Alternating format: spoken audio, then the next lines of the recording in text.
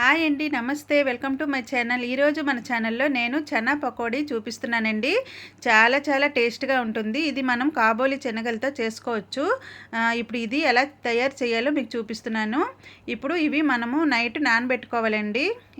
ఇవి కాబోలి శనగలు ఉంటాయి కదా, పెద్ద శనగలు, అవి ఓవర్ నైట్ మనం నానబెట్టేసుకొని మార్నింగ్ మనం కుక్కర్లోని కొద్దిగా సాల్ట్ వేసుకొని కొద్దిగా వాటర్ వేసుకొని ఉడికించుకోవాలండి. ఇదైతే కొద్దిగా ఒక 2 విజిల్స్ వస్తే మనకి చక్కగా ఇలా ఉడికిపోతాయి అన్నమాట.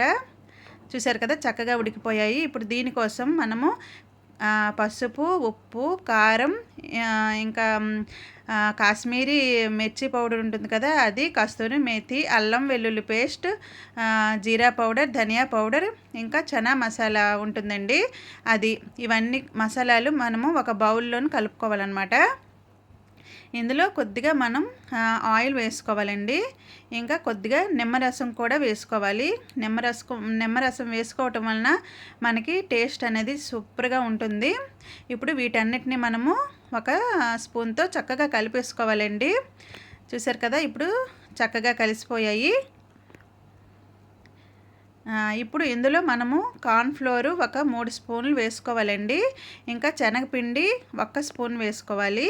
ఇంకా బియ్యం పిండి 1 స్పూన్ వేసుకోవాలి. ఇప్పుడు వీటన్నిటిని మనము చక్కగా కలుపుకోవాలి.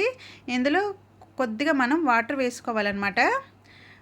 మరీ ఎక్కువగా జార్ చేసే వద్దండి, ఎందుకంటే మనము శనగలకి ఈ మసాలా అనేది పట్టినట్టుగా ఉంటేనే బాగుంటుంది.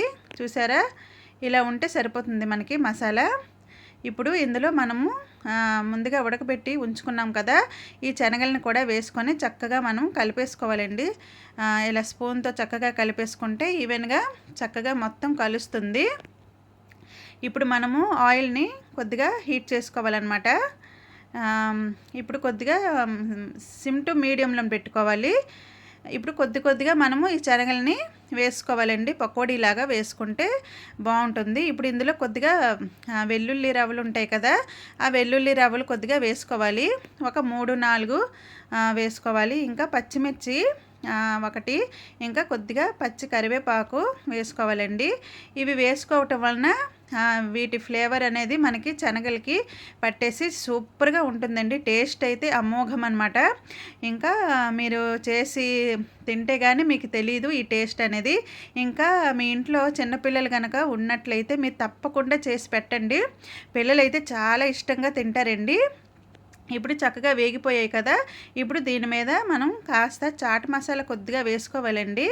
చాట్ మసాలా ఇంకా బ్లాక్ సాల్ట్ కొద్దిగా వేసుకుంటే వేడి వేడి చనా పకోడా రెడీ అండి. చాలా చాలా టేస్ట్గా ఉంటుందండి. కొత్తగా కనుక నా ఛానల్ని చూసినట్లయితే ప్లీజ్ అండి సబ్స్క్రైబ్ చేసుకోండి. వీడియో కనుక నచ్చినట్లయితే ఒక్క లైక్ ఇవ్వండి. Thank you. Bye bye.